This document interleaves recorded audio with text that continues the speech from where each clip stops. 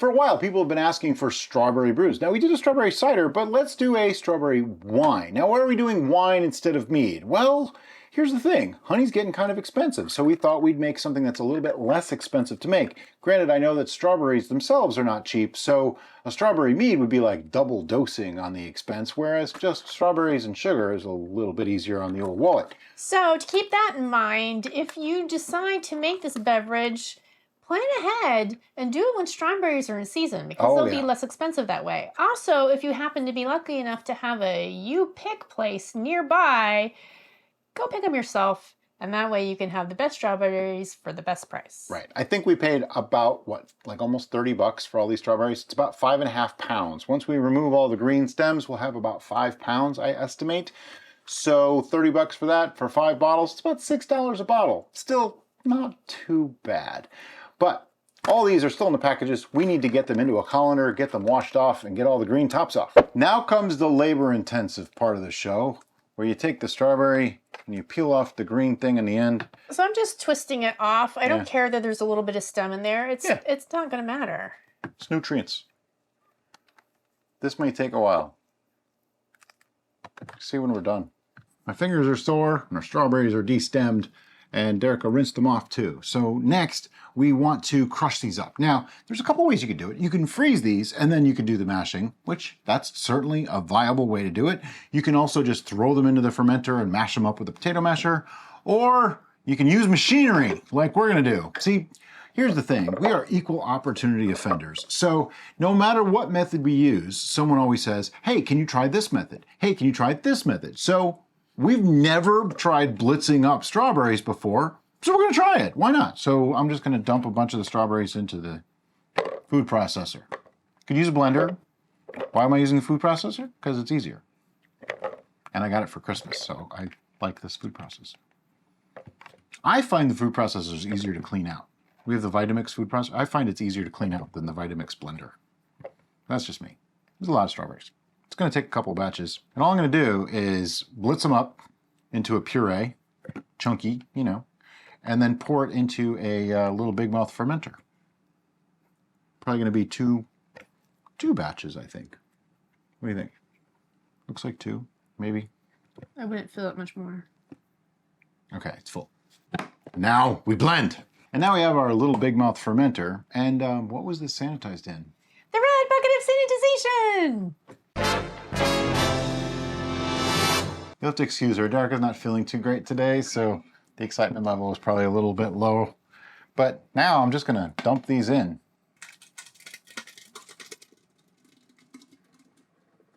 Doesn't that look great? Okay, and now the rest into the food processor. But I'm gonna do it over there because it's a lot easier. Back in a sec. Batch 2 of the strawberry mash. I want to get it all out this time. You know, every strawberry is sacred. Good enough. Almost every strawberry is sacred. How's that? Now I realize this takes up a significant portion of the fermenter, and that's okay. We're probably gonna end up putting this in a bag, but there is something that we need to do first. All right, since we're working with whole fruit, 2 things that we can do here. The first is I wanna get as much out of those as I can, so I'm gonna add a little bit of pectic enzyme right now. This will help with clearing later on down the road, but what it also does is it helps to dissolve some more of the sugars that are in the fruit itself, thereby giving us a little bit more sugar in the final product. So 1 teaspoon right on top. Then, something you've never seen us do before, because we don't generally work with whole fresh fruits. We're going to use a Camden tablet, just 1, which is potassium metabisulfite, because here's the thing. We got these strawberries from the store. We don't know what kid walked up and sneezed on these strawberries before we bought them. We don't know what wild yeasts are going to town on these strawberries. Sure, we rinsed them, but did you really get everything off? Are you sure? No. So 1 Camden tablet, and I'm just gonna crush it. They crush pretty easy and explode. I got a piece here. And then I'm just gonna add a touch of water. And I'm just gonna mix this up. Try to dissolve it as much as possible. Looks pretty good. I'm gonna dump that right in. Now, it's not much water, just a couple tablespoons. And I wanna mix all of that through thoroughly. The directions say 1 Camden tablet per gallon of stuff. So we don't have quite a gallon, so I used 1 just to be on the safe side. This is going to kill off any bacteria, any nasties, any wild yeast, anything that could be on those berries that we don't want in our final wine or when we start fermentation. It takes 24 to 36 hours. So if you pitch your yeast now, they're going to die. They're not going to be able to build a colony. It's not going to work. So what we're going to do, we're going to put a lid on this with an airlock, let it sit for about 2 days, and then we'll be back to add our yeast and continue the process.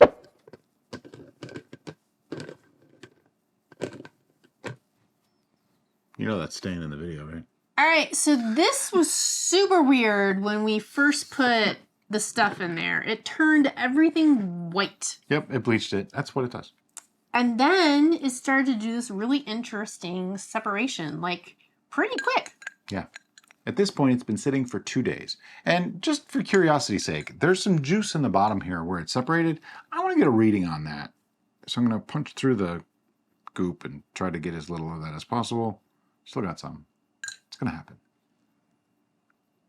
Because we have an interesting option, and that is to just use the juice or to use all the solids. I think I want to use all the solids because that's where your tannins are. There's extra nutrients in there. I think I want to use everything, but I'm just curious. What is this juice? What kind of gravity are we getting from the strawberries? Now, remember, berries don't have a lot of sugar, so probably not a lot of sugar in here. I didn't get too much of the solids, so we should be able to get a pretty accurate reading. Okay, we have a 1.032 with just the juice. So if I mix the goop in there, I think we're okay. But that gives me an idea of where to go. So 1.032 from juice. We did use 5.5 pounds of strawberries, so I'm not surprised. That's like 3/4 of a pound of sugar in total. So what I want to do now, because while we were talking about that, I made up my mind. We're going to use all the solids. I was unsure, but now I'm pretty sure. And we're putting it into a bag. As you can see, we have a bag over another fermenter, and this is still primary fermentation. We haven't started fermentation yet, so you know what? This is actually pre-primary fermentation. So I'm just going to pour the whole thing, all the goop and everything, into that bag. That worked way better than I thought I was going to. Yeah. We were expecting huge mess, problems, whatnot. Hysteria. Yeah, but it worked out well. So now what I want to do is just tie this off. And the reason why I did that is, see, I want to keep all the mess away from the wine, okay? So I'm just going to tie this, literally tie it, because that's how this bag works. I don't like this bag, but it's the one that we had that fit the size of what we need. So it's what we do. Now, I didn't get a weight. We normally put a weight in our bag because the solids were already fully saturated. So yeah. I feel like they are not going to float. However, if they do, we're just going to get one of our fermentation weights, sanitize it, and put it in the bag. I'm squeezing all the air out. That'll help too. I squeezed the bag. And now you got to wash your hand. Now I got to wash my hand. I got to get rid of this anyway. I'll be right back. Okay, so since we had a 1.032 already, what I need to do is calculate how much sugar to add to get this to like a 1.100, which is pretty much our standard target starting gravity. Why? Because it makes like a 13 to 14% ABV, tends to be the sweet spot for taste, as well as it's really good for most yeast. Most yeast will ferment that dry, except for bread yeast, they probably won't. And they will not really stress much to get there. So based on the methods that we like to use, which is keeping it very simple and authentic, we can kind of know that it should work. So if I go by that, 1.100 minus 1.032, which is the must that we have right now, we get 0.68, 0.068. So if I divide that by 0.046, we get 1.478. So about 1.5 pounds of sugar.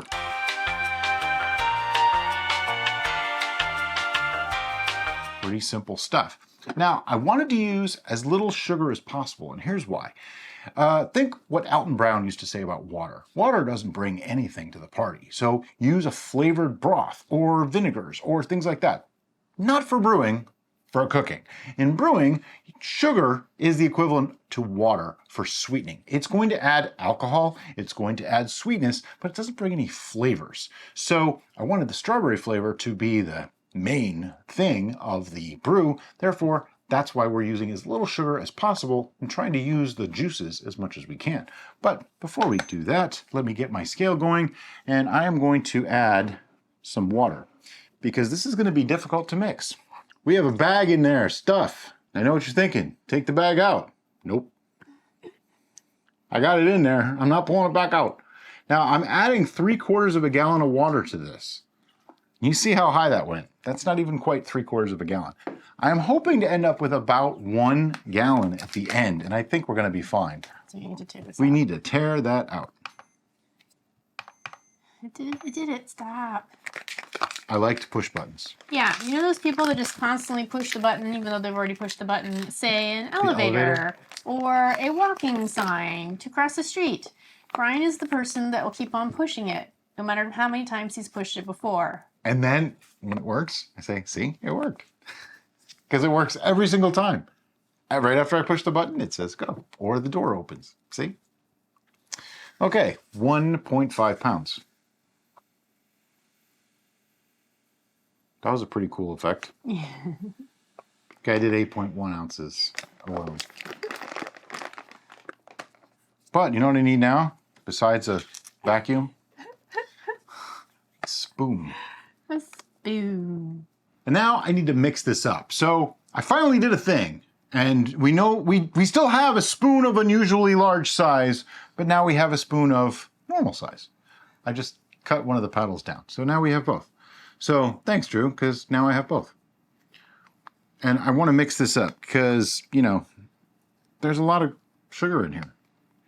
If you don't mix it, the yeast will still get to it, but they will not, you won't get an accurate reading at the start. And I kind of want to have an accurate reading.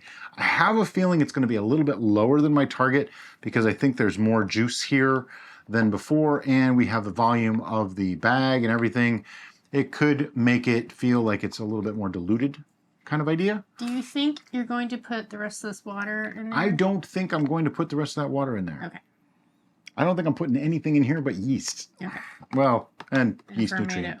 It's a good thing it's semi-transparent. I can totally see all that sugar floating around in the bottom there. One thing I was concerned with using the Camden tablets was that we were going to lose all of our color. I don't think that's as much of an issue now. I think we're going to keep that color. Now, the Camden tablet, the whole point of that was to make the fruit not have anything that could cause an infection and not have any wild yeast. If you froze it for a long time, you probably don't need to worry about it as much. It's still not a bad idea, but it's not as necessary. We don't normally do that because we usually freeze things, but I wanted to use fresh because a couple of people have asked. So let's try some fresh fruit. So now that we have here. You're not going to use it anymore, right? I don't know. Maybe, but I don't think so. Okay, so I'm going to take another reading just to see if we're at our target or where we're at for a gravity reading. I hope it retains that pink color. I think that'll be really cool to have the wine be pink like that. It's pretty in pink. Okay, where are we at? It dropped a lot. It's 1.062. My only idea behind why that would happen is because I added a lot more liquid than I expected. Like, I think there was a lot more of that juice than a quart. So when we added all that, because we are way up past the gallon mark, let me just do some quick calculation here. 1.062. 1.062, if that goes to dry, 1.000, that gives us 62 points of gravity used up, times 135 gives me 8.37. Do you want to add more sugar? I think we want to add more sugar.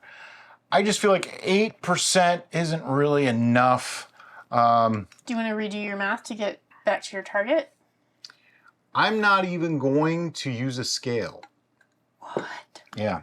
Well, see, here's the thing. I can try to figure it out, but I don't actually know the quantity that I have here, including the bag and everything like that. I'm teasing you. I know you are. I'm just trying to explain. So, you know what I'm going to do? I'm going to just dump a bunch of sugar in, and then I'll give you a final gravity reading.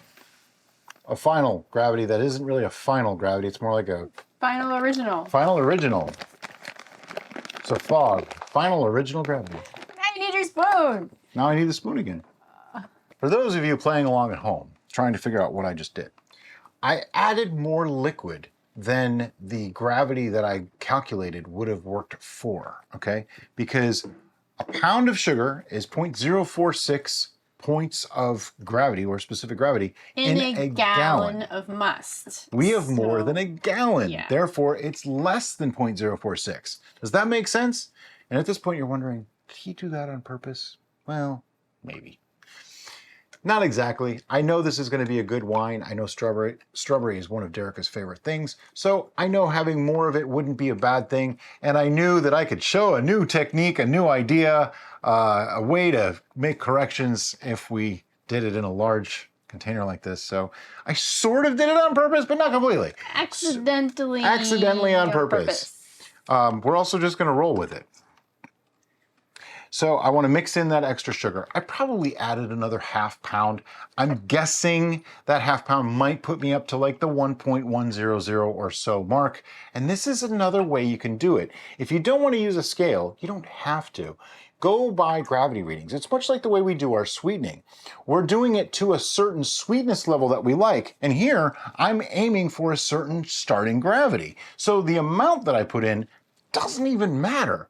It's my starting gravity that makes the difference. The only reason why this might not be the best idea is if you can't volumize as well as brownie does. If you put way too much fermentable sugar in a brew, your yeast are going to have a lot of problems. So you want to make sure that you get as close to that target or slightly shy of that target, just so that your yeasts don't get stressed. Now, one other caveat. If you're doing this, make sure you are mixing it perfectly, because if there's extra sugars in there, they're not being counted into your gravity reading. Right. So you're very inaccurate in your gravity reading to start with.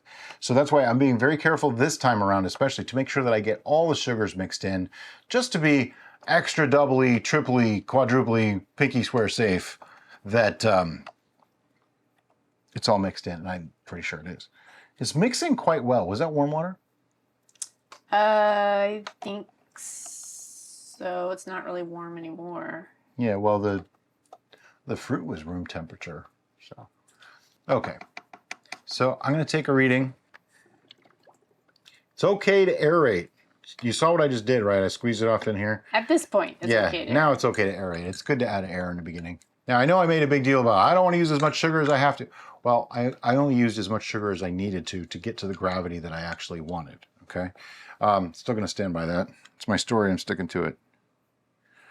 Wow. I must not be mixing well, because this only went to 1.072. So let me pour this back in and mix some more. I think that may be part of the problem, is I have not mixed it well at all. I don't know. It looks like Looks pretty good. Maybe my ½ pound wasn't really ½ pound. Maybe it was a ¼ pound. An easy way to check that, just to make sure, is I'm going to mix it up a little bit more. I'd take another reading. I know it's a lot of readings, but you know what? I'd rather be safe than sorry. The more time you take in this stage to be sure that you're right, the better off you're going to be down the road. We hear a lot of stories about people that say, oh, I accidentally added 16 pounds of honey to my 1 gallon of mead. First off, I'm not sure 16 pounds of honey can fit in 1 gallon of mead, and I'm exaggerating for effect, but you get the idea. Okay, I mixed it a little bit more. Let's just see, because that was only like a 1.072 or something. So we may have to add more sugar. We're still only at like a 1.074 or so. So as much as I mixed it up well, I didn't put enough sugar in there. See, 1.072. All right.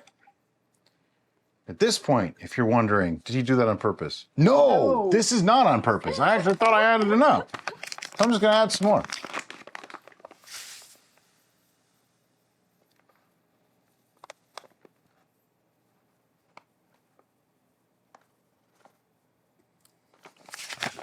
Perfect. That last That was it. That was what it needed. Just making a mess here today. But, you know, the way we see it is this. Homebrew is what you make of it. If you want to make something that's very complicated and very precise, you can do that. If you want to make something that just tastes good and you have a rough idea of what you want it to be, you can do that too. And that's what this is. I know I wanted to have roughly a 12 to 13% ABV in the end, and we're probably going to sweeten this. So in order to do that, I have to start with enough gravity to get to that 12%. Right here, and right there. Does anybody get that reference? Helping you. Does anybody get that reference? If you get that reference, let me know in the comments. Like, tell me what the reference is. Don't just say, yeah, I get it, because how do I know if you got it? And don't just copy somebody else if they put it in first, you know? I'm joking. I'm glad we did put that goop in a bag, though, because I think the bag, being it's a very fine mesh, is holding a lot of that sediment in there. I don't think it's going to come out, because it should have by now. I've been beating the heck out of this bag in here. I occasionally see just a few sugar crystals, but I think you're pretty close to being all mixed up. Oh, I'm all mixed up, that's for sure. 1.080. Now, we're getting to a point where it's close. 0.08 times 135. That's 10.8. That's almost 11%. I think I'm okay with that. Yeah. Strawberry wine doesn't need to be super high ABV. We're at a point where I think it's good. Plus, there's probably a little bit of sugar that didn't get fermented in there. So I don't want to overstress the yeast or make it too high. But I am going to go with that 1.080 as our original gravity. What he meant by that is that he thinks there's some sugar that didn't get thoroughly dissolved that is affecting our reading and making it lower than what it actually is. Yep. Fermentation has not started yet. Did I say fermentation? You did. It's okay. That's why I'm here. Okay. All right. So a couple things we want to add to this. First, we want to add some space, because that is really up close to the top. We are going to end up with a lot of product out of this one, which is a good thing. But I am using Fermado as our yeast nutrient. It's just Fermado, Fermad-O for organic. It is a yeast nutrient, and you might be wondering, well, why are you using yeast? Well, because you know what? It's kind of an insurance policy. We use it in almost everything now. It just seems to help. So I just have, I don't know, an ounce of water maybe, and 2.5 grams of Fermado. Just going to put that in there. It is sort of optional if you really have a problem with using it, but you know what? Honestly, do it, get used to it, and do it in every brew. You'll be very happy in the long run. We have had much better successes since we started. Now I'll have all the list of the ingredients that we've used, their volumes, and links to things like Fermado for your convenience in the description below. Right now, I'm just trying to get some of the air out of that bag, because it's floating. It's not floating too bad. I think it's gonna... Well, any amount of it that's poking out of the liquid can possibly cause a mold. Do you want me to get a weight? No, because then I have to untie it and all that kind of thing. So we're asking. I know, I appreciate it, but we're not going there. If you cannot get it to stay down, the option is keep pushing until it goes, or you can just give it a little bit of a swirl every couple of days and you're fine. All right, before you make your final decision on the weight, you do know that once this gets fermenting, it's going to create gas, and the gas is going to fill that fine mesh bag and cause it to float even more. Yep. Okay. And I know that putting a weight in it doesn't stop it. It lifts the weight up anyway. All right, I just wanted to... We've gone down this road many times. Just put it out there. I know. So, for yeast, because you got to add a yeast or else this is going to do nothing but sit and rot over time, which fermentation is sort of rotting. But anyway, we're going to be using, what are we using today? The beast. Lalvin 71B. And why are we using Lalvin 71B? Thank you for asking, Brian. As I've done my preliminary Google food to give you some information on 71B, it has been isolated and selected by the INRA of France for its ability to produce a high level of esters, allowing it to reinforce the aromatic profiles of wines fermented from neutral varieties. Lalvin 71B has the capacity to absorb polyphenolic compounds on a cellular wall, which limits tannin structure of young and fresh red wine. Basically, it's the perfect choice for creating young, fresh, and fruity red, rosé, or white wines that are easy to drink and also a good choice for late harvest wines. So that's why we selected this, because this is kind This of is a red, it's a rosé. It's So 71B is going to work really well for that. Of course, it's not going to say what it's. We've also had great tolerances. luck with 71B Yeah, in general. it works really well in our environment. I believe it's 15% alcohol tolerance, And so we're fine. This is a point that I want to stress on yeast selection for our viewers. Tighten, please. And that is... Okay, we're good. Yeasts are different, but they're also different in different environments. So what works for us isn't necessarily going to be the best yeast choice for you. We tend to be slightly warmer than many of our audience, and in some cases we're cooler in our temperatures than some of our audience. I don't know, our audience is pretty cool. So you want to keep all those variables in mind and experiment with different yeasts and find which yeast works the best for you, and that's the yeast you should use. We have no idea how much sugar we put in here, but we know we added enough sugar to get to that gravity 1.080. Now, what does this tell you? A, it tells you that brewing can be much more chaotic than you think, but B, it also tells you that the poundage or actual volume that you're putting in isn't as important as the numbers, okay? We stress take readings all the time, and we take readings for fermentation, for gravity, like starting gravity, final after sweetening gravity. We stress that on purpose because look at the volume we have. What do we have? With the bag and everything, how much actual liquid is in there? We don't really know. I know it's somewhere around 1 gallon to 1.5 gallons because this only holds 1.5 gallons in total and it's pretty full. So because of that variable, if you go and if we said this is 2 pounds of sugar and you put 2 pounds of sugar in there and your gravity was different than ours, your wine's going to be different than ours. It's going to come out differently. It's going to act differently. If you happen to use a lot less liquid, you might be over the amount of sugar that you should have for the yeast, and it might not ferment, it might stall, or it might come out different, vastly different than what we did. So to me, this is just another lesson in use the numbers, learn how to read that gravity. Someone said the other day that the only reason to take a final gravity reading is to know how much alcohol you have.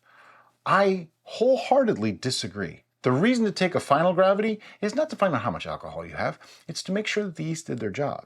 The reason to take an initial gravity is not to find out how much alcohol you have at the end, it's to make sure that you don't overpower those yeast or to reach a specific target for consistency's sake. If we were to make this again, I probably wouldn't add so much water. But that means I wouldn't have to add as much sugar for the same volume either to get that 1.080 starting gravity. See the difference there? It'd be the same recipe, but our gravity would be the gravity would be the same, but our volume would be a little bit lower, and we might not have to worry about as much of a mess that we're gonna have to worry about with this one. Speaking of messes, we're not going to put this in the fermentation station. Not yet. We're going to put it on a tray that has a lip. So that I think we should put it in a 5-gallon bucket, put a lid on it. If the yeasts get really excited, which we're intending them to do, they're going to create so much gas that it's going to come up into this, it's going to come pouring out like a lava flow, and it's just going to make a big giant mess everywhere. So putting it on a tray with a lip, that's going to catch that mess rather than ending it up all over. It's already making gas. All over our kitchen. It really is. But anyway, that's what this is going to do. And then it's going to sit for a week, maybe 2, maybe 3 weeks until we see no more airlock activity whatsoever. Then we'll be back to show you then what it's like. So things have happened. It got messy. Yeah, it got really messy. You see all that around the sides and stuff? That is what we don't want. And if we take the lid off, you can see what's going on in there. That bag has just risen up all the way into the top. The air got into it and everything, and it just totally blocked everything up. So we literally had to leave the lid just like loose on it for the last several days. And that brings us to today. So this ended up kind of like a perfect storm of issues. Not only did we have the bag that was filled with that super dense strawberry pulp, that created pretty much an impenetrable layer for all the fermentation gases, so it just pushed it up and filled it up like a balloon. But not only did it do that, it pushed it up flush against the aperture that is connected to the airlock that is supposed to relieve the gases. So the gases weren't even getting out that way. Yep. And if we weren't paying close attention, we could have had a serious problem. So luckily, we were paying close attention, and we had this out, and we had it on our lip tray. See, people, I stress that for a reason. It actually got out over the top of this lid and leaked out overnight. Yeah. And then when we left it open here, it was leaking out through the threads. So it did both. This was full. We emptied it the first morning. So if we had weighted this, probably with 2 full size of the pickle weights, then that probably could have held it down. However, we had filled it already. So there was no room for displacement to continue to add weights to try to keep it down. Plus, that particular bag is known for ballooning. What I mean by that is it fills with gases from the inside and it just pushes out. No amount of weight is going to hold that down. And it would have just pushed out anyway. So this is 2 things. A, bags can be good and bad. Weights can be helpful, but they're not the end all. And don't get too greedy. That's the real key. But what I did was, usually a couple times a day, I took a sanitized chopstick and I would push down to try to free up some area for that bag.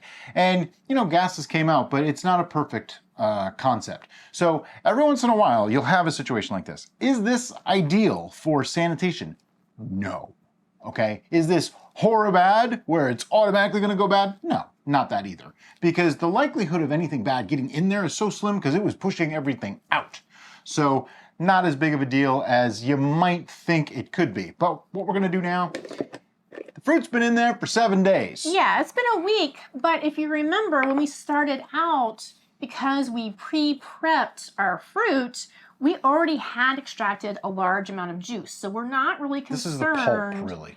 About leaving this in further. And since it was causing us so many problems, we're just going to remove it.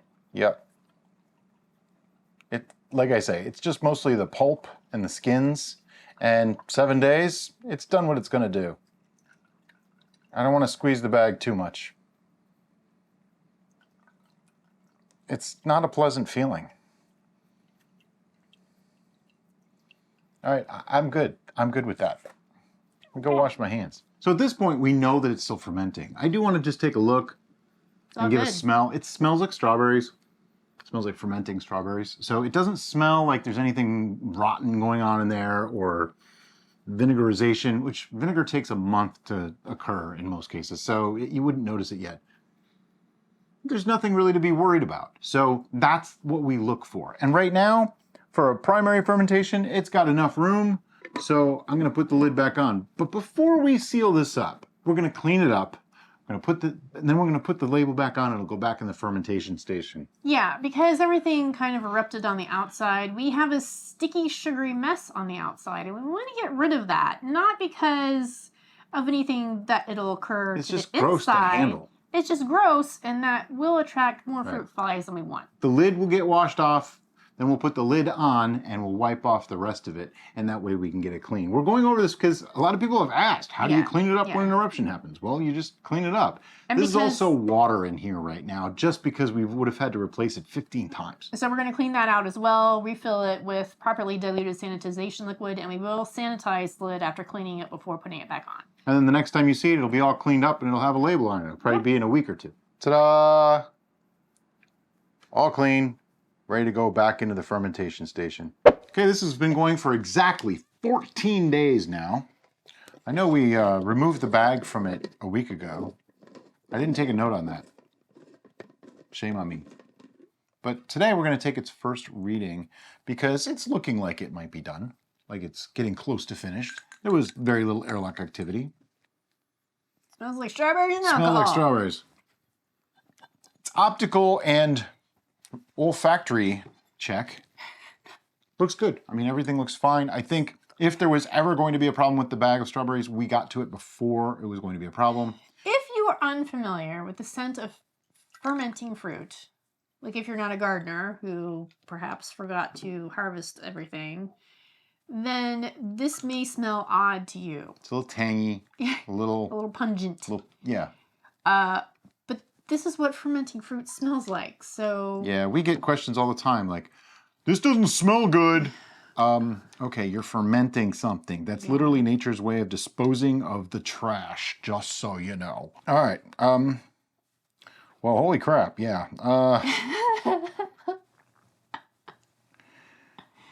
Whoa. Yeah. I got to get all the ball. This I need to be right because we might have a momentous event here.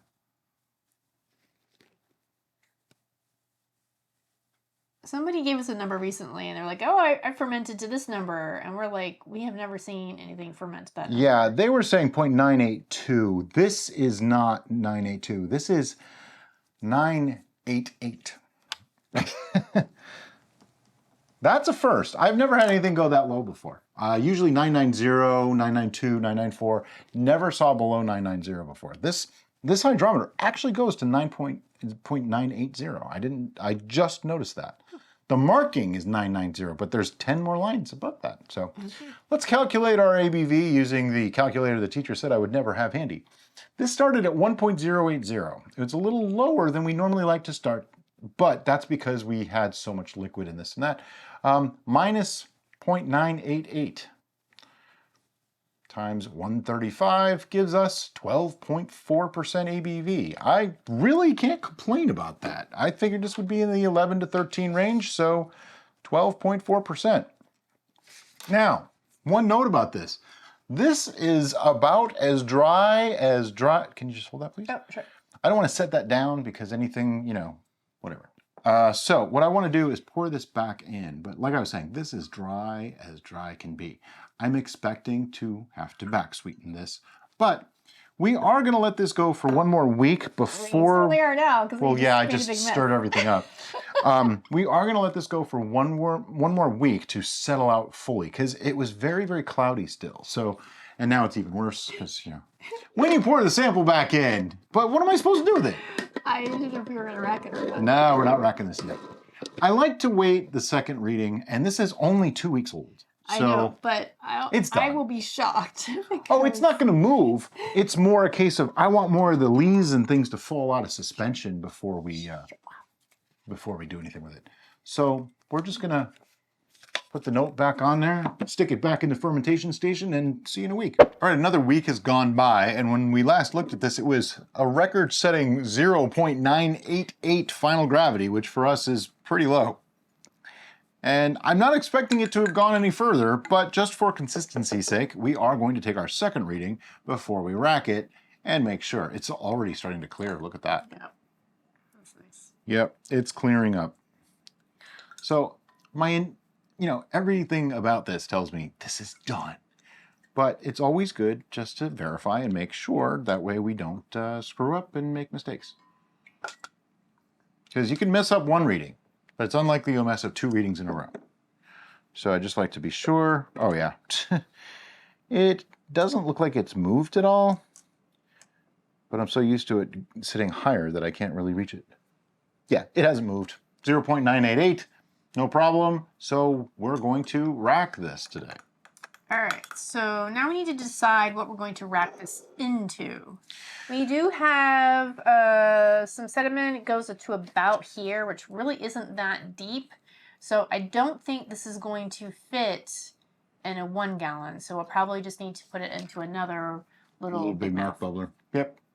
So we're going to go wash one of those up, be ready to rack it. When you're racking, the first thing you do not want to do is pour your sample right back in here with all the leaves. Because if you do, you're going to disturb those leaves, make it all cloudy, and then there's not much point in racking. You're going to have to wait several days until you can do it. So I'm just going to pour it right into the new vessel, saving myself all that trouble. The other thing is you want to have a destination placement and a source placement. Yeah, I said that right. You did. This is the source. This is the destination. Destination must be lower than source. We like to use an auto siphon for racking. I highly suggest you get one for yourself. If you don't have access to one, some vinyl tubing or plastic tubing will also work. It's just a little bit harder to get started and a little bit more clunky to work with. But the auto siphon is great because you just put it in about halfway, give it a few pulls, and it's going. Now, you want to watch it because I left the cap on so that we can go a little bit into that yeast. This is the first racking, so I don't mind getting a little bit of the goop in there. That's the technical term, just because I don't want to lose product. So that's okay this time around, but I don't want to go all the way in and just have it come up all over the place. And you want to be careful. You don't like just suddenly move it all over the place and stir everything up like I just did. You also want to make sure that everything is clean. And by clean, I mean sanitized. Our preferred method is to soak it into a properly diluted sanitization liquid. Our favorite is Star San. And then once it's started, I just watch it, and I'm keeping it a little above the yeast cake at the bottom until I get close to it, and then I'll just determine how greedy I want to be. Normally, when it gets to a little bit past the halfway mark, I'll tip the bottle like this, so I actually have more depth for the auto siphon to work with, and it seems to go just a little bit faster. You just want to be really careful if you choose the tipping method because the movement of the liquid can disrupt your yeast cake. Now, in this particular case, our yeast cake looks like it compacted quite nicely. All right, right at the end, I did get a little bit more of the lees, but as I said, this is the first rack. Not such a horrible thing. So because our original lid didn't get all that gunky, I did a check to make sure. I'm just going to reuse that. The airlock is all set. There's no bugs that have been captured in our airlock, so yeah, it's only from a week we ago. are set to go. And we're using the same style of fermenter, so it's going to fit just fine. However, I am going to let Brian screw this on because I've been having problems with it lately. The trick is just go light touch to get them started. These little big mouth bubblers, the threads are a little odd, but light touch to get it started and then really crank it down. We did have somebody that I've been talking to them in the, no, I'm done. I was just turning it a little. Okay. I was talking to them in the comments. They were having a problem with a little big mouth bubbler where they saw bubbles in their brew after 4 days, but they didn't see anything in the airlock. And I said, well, it's just a seal. Nothing to worry about. I don't think any bugs are going to get past that seal, even if it's a little bit leaky, but you might not see any airlock activity, but you will definitely see bubbles coming up the side. This is another reason why I love using glass, because I can look at it and go, yup, there's fermentation happening. Whereas with a plastic bucket, really, really hard to do when it's getting to that near ending phase. Now this is done. This one's totally done. Right. Some tricks to adjust the seal if you're having difficulties with them is to do the two-teamed partner thing where one is holding the base still and the other is really cranking the lid down tight. That's going to compress that seal more. Or you can get multiple seals and stack them in there, giving more of a cushion layer, and that will create a seal quicker.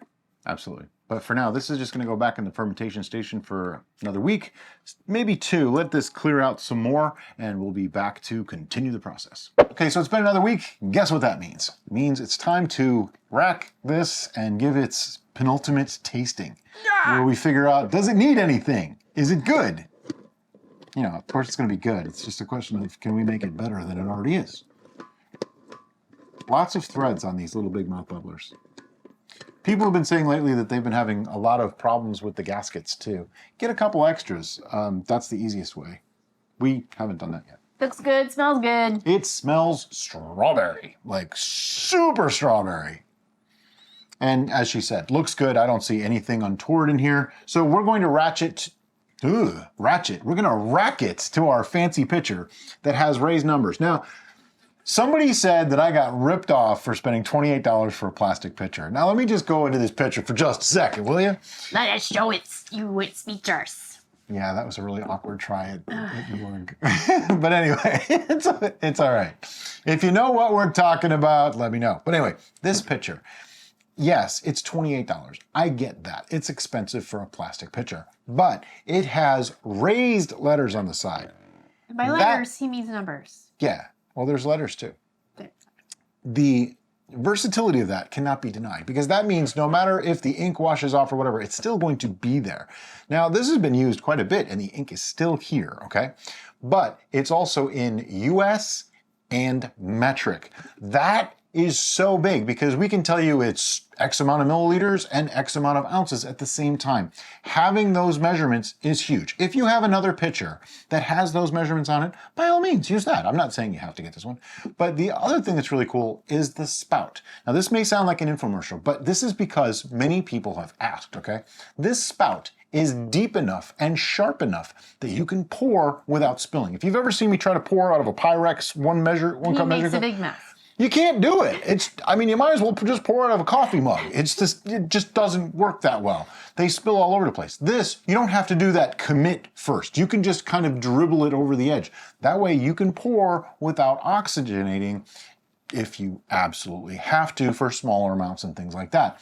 But it's just really great when you're filling up a pitcher or filling up a fermenter, that kind of thing. Enough about the pitcher. It's great. Get one. They're awesome. So we're going to rack from the little big mouth into the pitcher. It also is going to tell us how much we have so that we know what kind of fermenter to put it into when we're done. And it's great when you're bottling because I can see exactly how many ounces we have, so I can calculate how many bottles we need.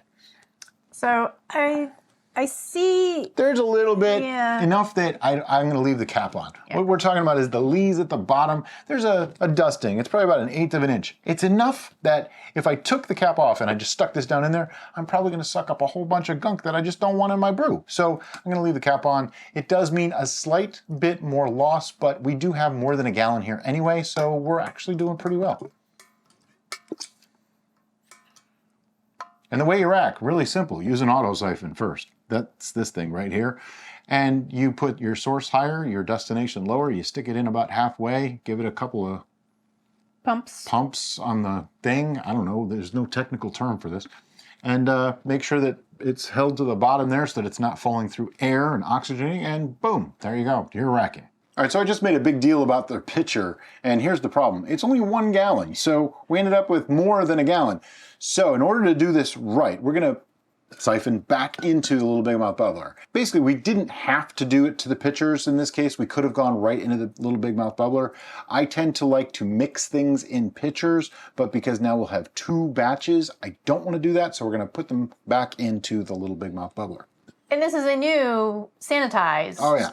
Little big mouth bubbler. It's all clean, so we're gonna do that right now. And okay, so now we have it back into the little big mouth bubbler. And as you can see, it's pretty good in there. There's a little bit of headroom, but once we sweeten this, there won't be that much. Now, one thing, very, very important, we are going to be sweetening with regular plain table sugar, which means there's a chance of re-fermentation. Yeah, this one went super, super crazy, stupid dry. So there is definitely a chance. Do you know our ABV? We do not. Oh, 1.080. Oh yeah, let's figure out our ABV. It's time for math. I'm going to use the calculator teacher said I would never have handy, and I had to look for it this time. It was over there. Way over there. Sometimes it's right here, sometimes it's in my pocket. 1.080 minus 0.988 times 135. This is 12.4%.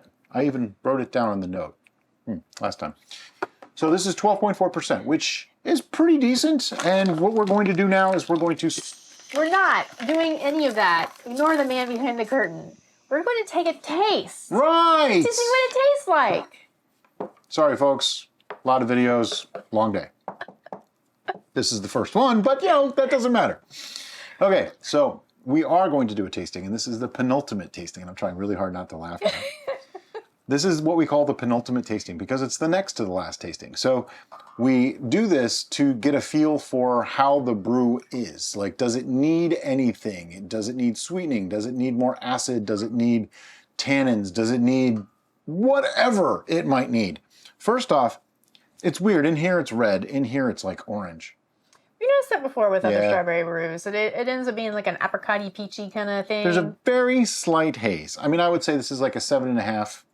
But again, when you look through the top, you don't really see it. So it's like a 7.5 to an 8 for clarity. On the smell, it smells a little young, which, you know, not surprising. We started this April 4th. Today is only May 2nd, so, you know, it's less than 4 weeks old. But we're not getting to all the details. We're just going to taste it to see what does it need. Maybe a Klondike bar. Ooh, needs sweetness. It's tangy. It's got the strawberry tang. I do feel like it's got a good acidity level, a really good tanginess to it. Mouthfeel is hard to tell, and sugar can sometimes add to that mouthfeel. It'll make it a little more viscous. It's kind of a little watery right now. So, yeah. You can definitely tell that this went to... Oh yeah, this went super dry. And, you know, that's unusual. Okay. Now, if you like super dry wines... Yeah, by all means. I mean, it might be good for you. This might be the point to bottle it. And if that's the case, you don't have to do anything other than bottle it because it's already stable due to the fact that there's no fermentable sugars left in there to continue fermentation. well, you can't say there's none. There's still some because pure ethanol would be... The likelihood there's very little. Very slim. There's a minute amount, but you can't say there's none. Okay, we are going to sweeten this because it needs it badly. Go ahead and drink that. It actually is. It's not pleasant. bad. It just needs some sweetness. It needs some sweetness. So the way we sweeten, if you've ever seen any of our videos before, and even if you've never seen any of our videos, I'm going to tell you again. The way we do it is we add the sweetener to taste, okay? Because we don't actually know how much we have right now. We have over a gallon, so we can't really say add half a pound because it's over a gallon. We don't really know. So instead what we do is we add it to taste and then we give you a reading at the end so you can replicate that gravity reading. That way if you're making half gallon, full gallon, 1.725 gallons, 5 gallons, 20 gallons, doesn't matter. Replicate that gravity reading and you're there. So the first step is always a little bit risky because if you put in too much, you can't take it back. So I don't put in a lot, okay? And this is just a little bit of experience, a little bit of taste, a little bit of personal bias. Like, what do you want it to be? I know I'd like this to be sweet. Strawberries that aren't sweet taste weird. At this point, this is a wine, so sugars were the primary fermentationable sugar. We talked about a non-fermentable sugar. Right, but we aren't adding honey because this isn't a mead, and we don't really feel the need to add a honey flavor. We just want the sweetness, and that's why we're going with white sugar because we did a test, and white sugar was the most neutral of sweeteners. It did taste the nicest. And that's why we're not afraid or unhappy with going through the pasteurization process because we know that in the end, it does produce a superior product. Different people have different opinions on artificial sweeteners and non-fermentable sugars and all that. And that's perfectly fine. However you want to do it, I don't have a problem. I would rather just use a little bit of white sugar because we know that it's going to taste the best. And ultimately, that's what we're after. So an extra hour or so pasteurizing, not a big deal to me. Plus, we found that when we pasteurize, they tend to settle out a little bit. So that might help with the little bit of cloudiness that we still have. Even though we did use pectic enzyme in this brew. Yeah. Like I say, it's still like a 7.5 to an 8. And it doesn't detract from our experience. No. And you want to just mix this carefully so that you don't disturb too much. You don't want to oxygenate. Some people have asked why we don't degas. Well, if you look at this, I'm disturbing it, but there's not a lot of bubbles coming out. It's degassed on its own. Yeah, time will degas. And in our environment, maybe it's just because we're a little warmer, it only takes a few weeks, usually 3-4 weeks, and most of our stuff is degassed naturally. There was no carbonation in that sample that we tried. Now that being said, there is no specific time frame that you know if this time elapses, all degassing is going to occur because the chemistry of each brew is slightly different, and so therefore its ability to degas quickly or slowly than the previous one is going to vary. You took the glass. Oh. All right, now I put in, I'm guessing, half a pound of sugar, if that, maybe a quarter pound.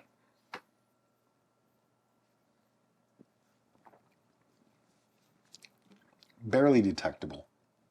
It's a little better, but it still needs a lot more. So now, that was my first test. Put in, like a quarter pound or so. I know it needs at least as much as I did the first time, so I'm going to do a little bit more this time. It's also easier to mix when you do it in small batches like that. Why do you keep putting the glass over there? We need it again. I have this bad habit of placing things right in front of my face. Then put it in front of me. And that's not good for our viewers. And put it in front of me.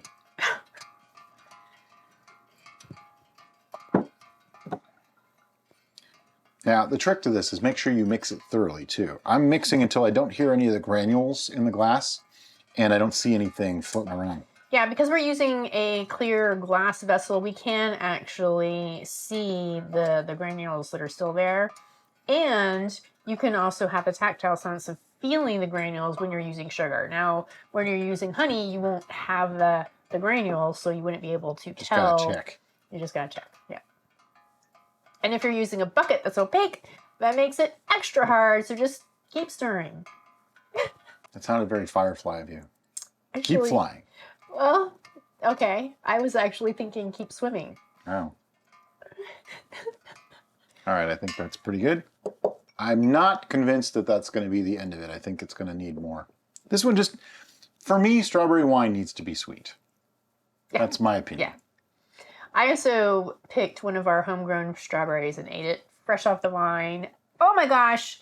If you have the ability to grow your own strawberries, I highly recommend doing so and eating them just in the garden. Don't even bother coming inside. Eating them right off the vine. So good. We're definitely getting there, though. Yeah, it's improving. But remember, we started with a great deficit. Like this started at 0.988. So if I add a pound of sugar to this, it's still going to be like 1.030. Now, something to remember, too, about sweetness. Sweetness is very relative. In this, it probably won't take as much to make it taste sweet as in, say, a metheglin or something that's very acidic or very astringent. Because berries want to be sweet. They just want to taste sweet already. So it's easier. When you have something that's very astringent or very bitter, that goes, you need to go past that to bring the sweetness level into check. And the acidity that is inherent in this already is going to be in your mind already for your experience with strawberries. You know that they have that sweetness with that brightness, that acidic, like, sweet tart kind of situation. There's like a lovely tang, on. though. Yeah, yeah. That's what I'm... So we won't have to go past that's already in here because that's part of our memory of what strawberries taste like anyway. Right. Smells exactly the same. Still feels like it needs more. It's also quite young. There's a lot of youngness in the flavor, too. Mm. But it is improving. Mm-hmm. Still needs more, though, doesn't it? Mm-hmm. Mm-hmm.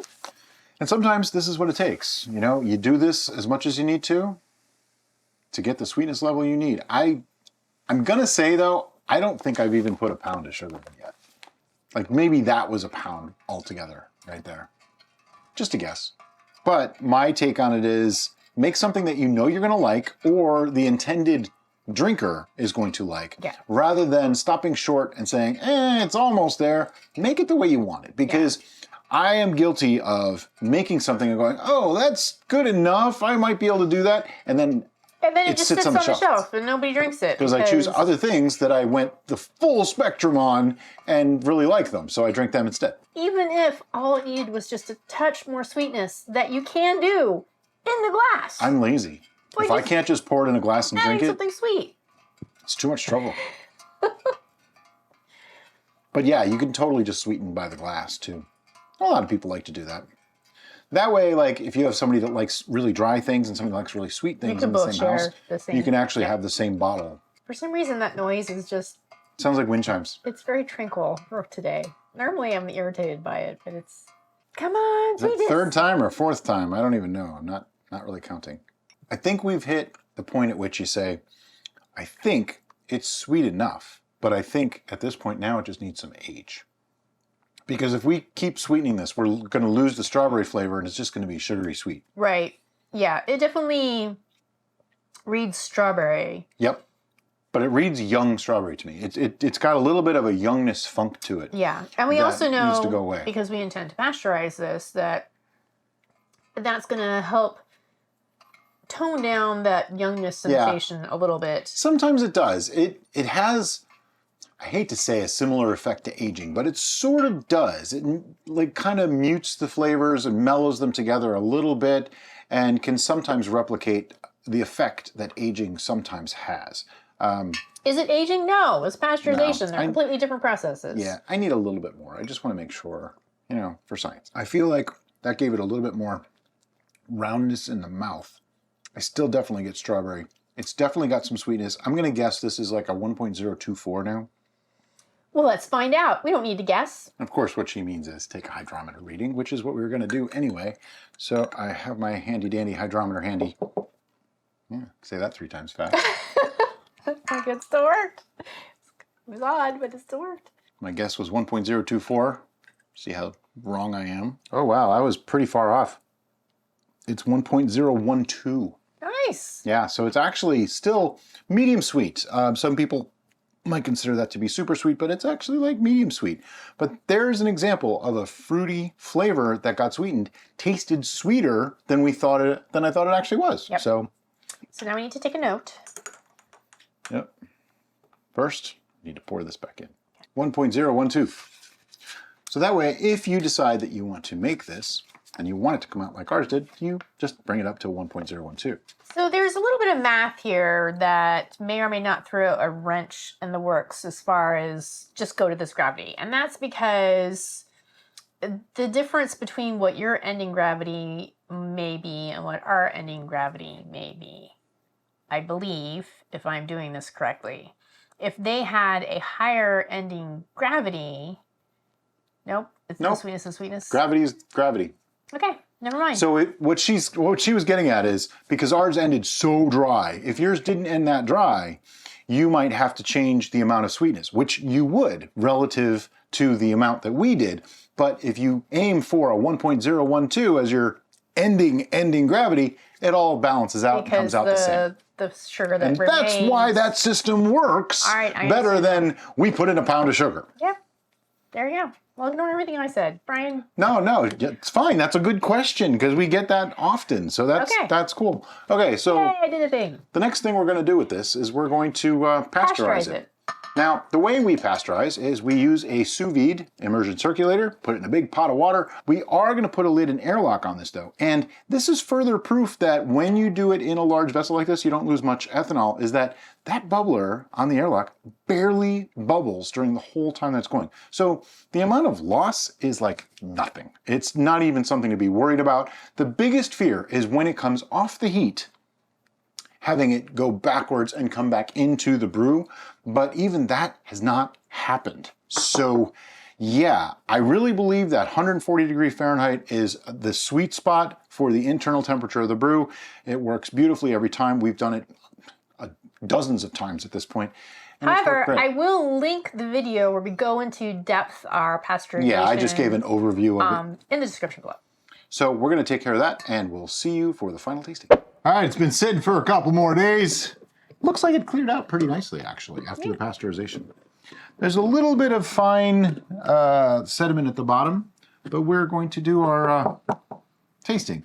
Now, we say final tasting, but this really isn't the final tasting. This is like its young final tasting. And then we have the 1 year where we really get a feel for what it's going to be. You know, we really get to know it at that point. And I agree with Brian, but I also disagree with Brian because, shocker, as many of you know, I've been working on the spreadsheet of doom where I list all that information on a lovely infographic that we have on our website. Link in the description below. But in that, I have noticed that in general, we like the younger ones better. Our 1 year goes up from the first one. Oh, it does? But occasionally it goes down pretty drastically. Yeah, we've had a couple that went down. So, and everybody let us know too. So some of these, and we actually knew this. We've had this in our experience even before we started the channel. My sweet red wine, I think, is better young than some things aged. You just want to drink right away, and the others you want to let them sit for a while. Oh, it's got a little haze. It's a little hazy, but for some reason... But it's one of those, like, look from the top and it's clear. Because it's strawberry, because it's kind of this weird pinky, it's fine to me. Color, that doesn't... It's like a 7.5 to an 8. It doesn't disturb me that it has a slight haze. It looked like it cleared more, but I don't think it actually did. The aroma is It's pure strawberry. It's, like, fantastic. Now, this is 12.4%. It's like candy strawberry. And it's been sweetened to 1.012 with sugar. We pasteurized it, if you haven't been paying attention. And if you missed all that, just rewind and watch it again. That is a lovely example of a strawberry wine. Now, we have had commercially made strawberry wines before. And they usually are a little light on the strawberry. Yeah. And a little heavy on the wine. This one is heavy on the strawberry. Oh, yeah. It's like, I mean, it's like drinking alcoholic strawberry juice. That's pretty much what it is. Yeah. That's just... good it's stuff. Just really nice. Now, I know in the spectrum of strawberry lovers, I am certainly higher on that spectrum than Brian is. Yeah, I have grown to appreciate strawberries more in the last year or so, but they're not my favorite berry. They're not my favorite fruit. in general. I know, are they a fruit or berry? Whatever. They're not my favorite sweet type thing that grows on trees or plants. I think they're actually neither. I think they have that whatever. their own category. They are not my favorite sweet type thing that you can ferment for making brews with. How's that? It's about as generic as I can be. But I don't mind them. In this, I'm getting all the tang that I like from like strawberry jam. Before he gets hate mail, he knows strawberries don't grow on trees. So just I know, I said plants too. right, but initially it was trees, and then you. Whatever, you know what I mean. I'm gonna get hate mail anyway. I like the tang that I'm getting, and I love strawberry preserves. I love strawberry preserves, and in that I get that tang from it. In here, I get it, but I'm also getting a little bit more of an acidity, which makes it a little bit more of a complex flavor.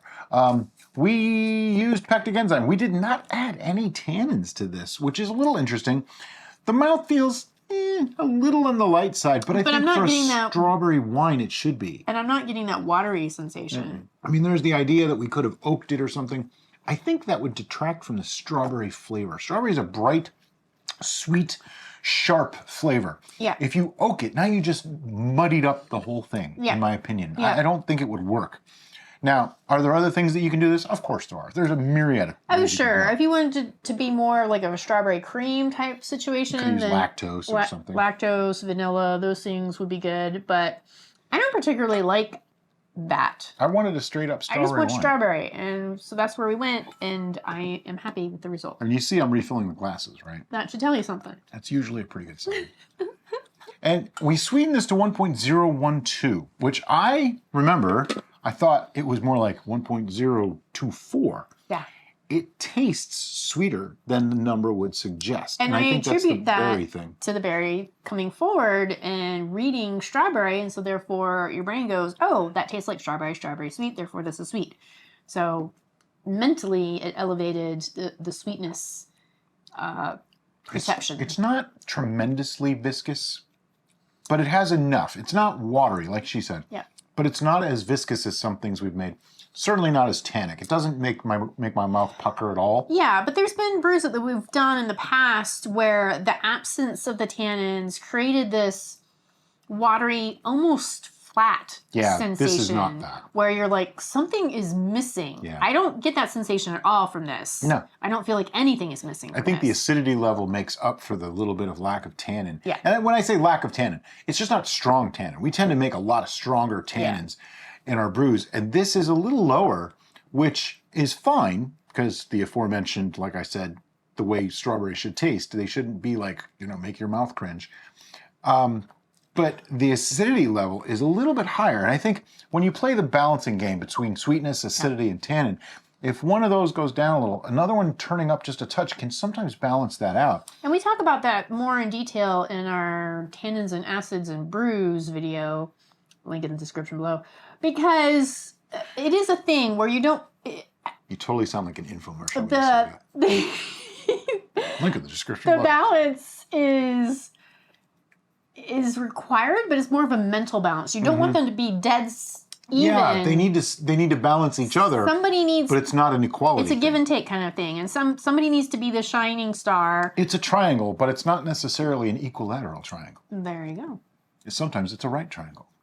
Sometimes it's an isosceles triangle. That's right. I remember my geometry. Geometry. But overall, it's a very pleasing experience. And if someone was to hand this to me and say, what do you think this is? My first instinct would be, this is either a strawberry wine or a flat strawberry cider. Like a stilled strawberry cider. Sure, yeah. Because the alcohol level of 12.4 is not coming through. This is sweet and fruity. I'm not really getting a lot of alcohol. Sure. I would agree with that.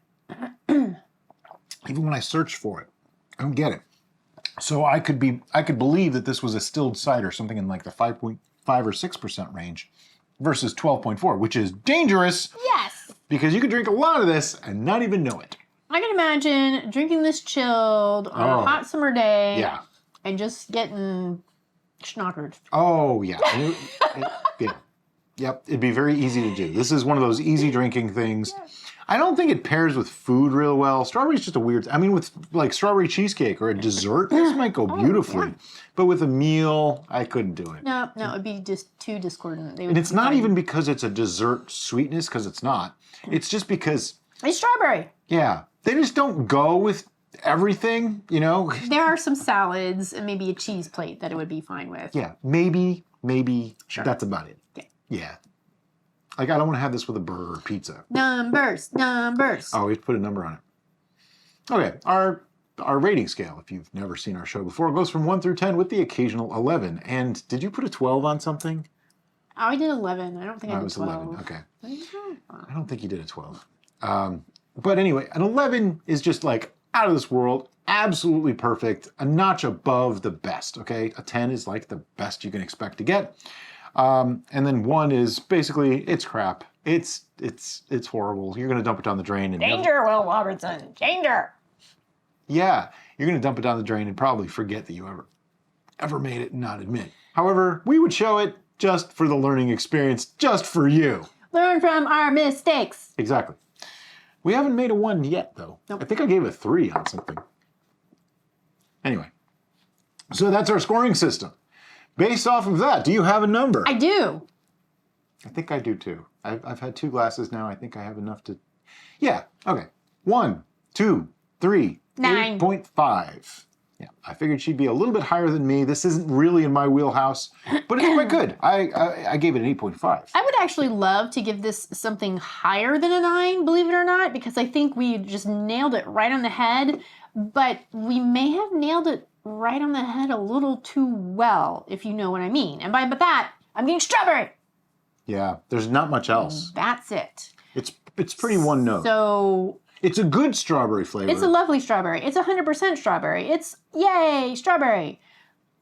But it's like a one and done. But Once you have a glass of it, you're probably not going to want another glass for a while. I'm a complicated kind of gal, and so I want more from life than strawberries. But I don't, so it's a 9. It's good. I gave it an 8.5 because, like I said, it's not really my wheelhouse. It's not got a lot of complexity, but what it does have going for it works really, really well. Now, normally at this point is when we say, what could we do to improve it? I don't really know. I think between our success with this and our shocking success from the strawberry jam wine, I'm pretty happy with both. I'm happy with both. I wish we had some strawberry jam wine to compare this to. Because I think they're kind of similar. I think it's all gone. It's gone. I drank it. Is there anybody up there? I don't see anybody. No, we don't have any left. So there's nothing left to improve. There's nothing left to do to make it better. But we are going to bottle this and let it sit for a year. And we'll be back in a year to share with you its real tasting. See how it fares in 1 year. Did it get better? Did it get worse? In the meantime... Did it turn into a grape? That would be weird. It would be. In the meantime, if there is a strawberry combo out there that you would really like us to explore, please leave that suggestion in the comments below, and we'll add it to the list. And as always, guys, thank you so much for watching, and have a great day. Bye-bye.